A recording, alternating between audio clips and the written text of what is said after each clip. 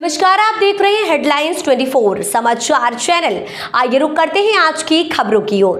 हिंदू रक्षा सेना के राष्ट्रीय अध्यक्ष स्वामी प्रबोधानंद गिरी भोपाल आगमन पर मीडिया से की चर्चा। आइए जानते हैं उन्होंने क्या कहा। सर, हिंदू रक्षा सेना के आप राष्ट्रीय अध्यक्ष आज भोपाल आए हैं, क्या संगठन का विस्तार मध्य प्रदेश में किया जा रहा है?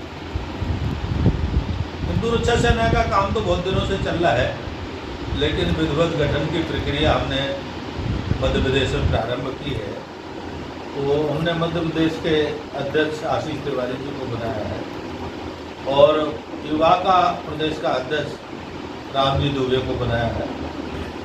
संगठन के विस्तार की दृष्टि से मैं मध्य प्रदेश में प्रवास पर आया हूँ और कल शाम को आया हूँ, आज यहाँ रहा हूँ और फिर मध्य प्रदेश में प्रवास पर जाऊँगा। जबलपुर है, कटनी है, ऐसे कई जिलों में प्रवास पर जाने वाला हूँ। सर, संगठन किस प्रकार कार्य करेगा मध्य प्रदेश में? मध्य प्रदेश में एक हिंदू शक्तिशाली खड़ा हो, हिंदू का स्वाभिमान जगे, हिंदू का संरक्षण हो, संवर्धन हो, हिंदू की सुरक्षा हो और जो मुस्लिम तुष्टीकरण की राजनीति हो जो देश में खतरनाक है, इस पर प्रतिबंध लगे। इसके कारण से संगठन प्रभावी होना आवश्यक है और इसीलिए मैं हिंदू रक्षा सेना का संगठन मजबूत करना चाहता हूँ। सर, बहुत दिन से हिंदू राष्ट्र घोषित करने की मांग की जा रही है, क्या हिंदू सेना भी इसी को आगे मुद्दा बनाएंगे? आपने बड़ा महत्वपूर्ण प्रश्न पूछा है। हिंदू राष्ट्र, भारत हिंदू राष्ट्र है 1947 से, केवल इसे औपचारिक घोषणा करने की जरूरत है और मैं आपको जानकारी दे दूं, कानूनी राष्ट्र है हिंदू राष्ट्र, क्योंकि भारत को स्वतंत्रता की घोषणा ही नहीं हुई। आपको ध्यान हो 1947 में स्वतंत्रता घोषित नहीं हुई, डिवीजन घोषित हुआ। भारत को 3 भागों में बांटा गया, एक नेपाल, तो एक पाकिस्तान और बांग्लादेश और भारत। तो ये जो बंटवारा समझौता था, उस बंटवारे समझौते में ये तय हुआ कि पाकिस्तान और बांग्लादेश में मुसलमान रहेगा और बचे हुए शेष भाग में हिंदू रहेगा। अगर किसी कारण से बचे हुए भारत में अगर मुसलमान रहेगा तो वो पाकिस्तान बांग्लादेश जाएगा और बांग्लादेश और पाकिस्तान में कोई हिंदू बचेगा तो भारत आएगा। ये बंटवारा समझौता में 1947 में तय हुआ है।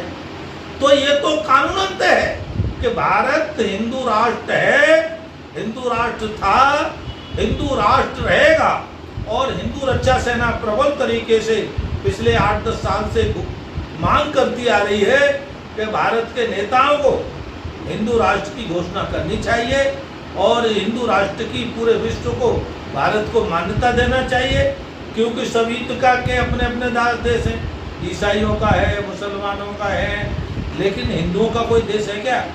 तो हिंदुओं का एक देश भारत घोषित होना चाहिए, इसकी हम प्रबल मांग करते हैं और सरकार को बिना विलंब करे इसमें कार्रवाई करनी चाहिए। एक घटना हुई थी हाल में, एक बाबा के यहाँ बंगाल में कई लोग मारे गए, इस घटना पे क्या कुछ नहीं?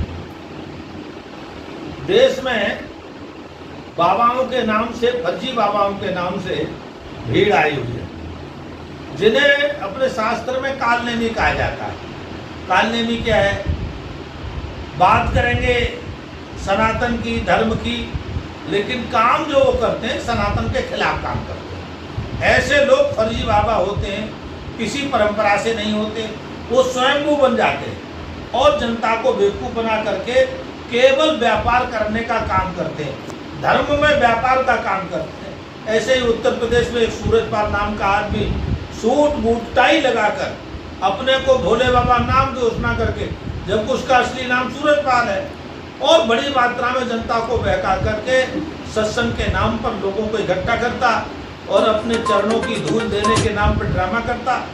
उसके कारण से लोग मर गए और बड़ी घटना हुई, सैकड़ों लोग मरे हैं, सैकड़ों लोग घायल हैं। तो मैं देश की जनता से निवेदन करूंगा, आपको सबको ध्यान है, एक रावण ने फर्जी बाबा का वेश धारण किया था और उसने जानकी का हरण किया। तो जानकी के हरण के लिए से जानकी को मुक्त कराने के लिए राम जी को लंका तक जाना पड़ा था और उस रावण को आज हम खुद अपने हाथों से रोज जलाते हैं, हर्षा जलाते हैं ना। और ये जो फर्जी कालनेमी के रूप में बाबा अनेकों खड़े हो रहे हैं, ये सब रावण ही है। और इनको जनता कब तक जलाएगी? तो इसीलिए मैं जनता को भी कहूँगा कि जो है वास्तव में जो संत परंपरा के साधु हैं उनका अनुसरण करें, वास्तव में सत्संग करें, इनके बहकाए में ना आए।